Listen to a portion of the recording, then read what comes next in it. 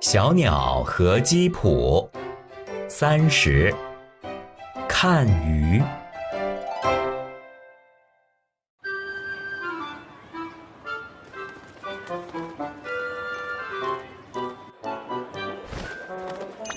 小鸟在水族馆附近飞来飞去。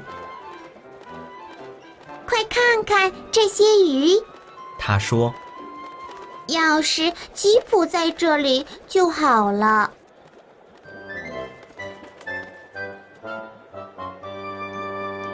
基普在水族馆附近走来走去。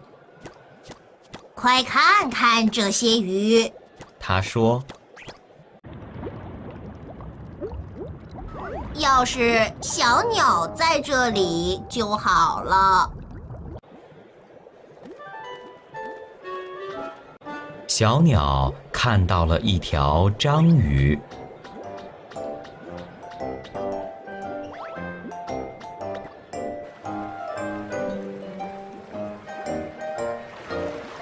它碰了一条大黄鲷鱼。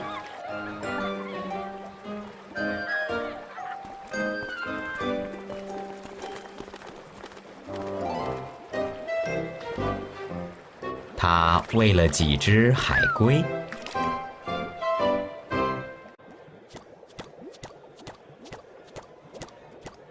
基普发现了一条鲨鱼，它看起来又吓人又凶恶，而且它有很多锋利的牙齿。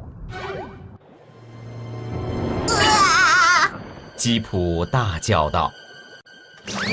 基普逃离了鲨鱼，他以最快的速度逃跑。哐！小鸟喊。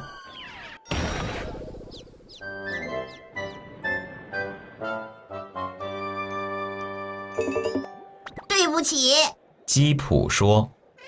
小鸟和基普看着对方。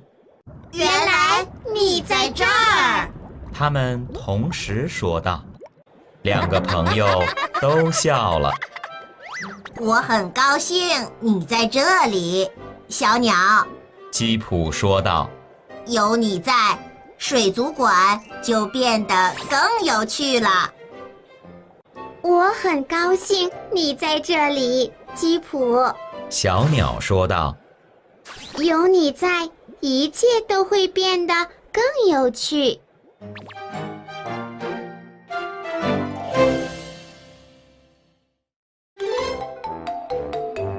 Little Fox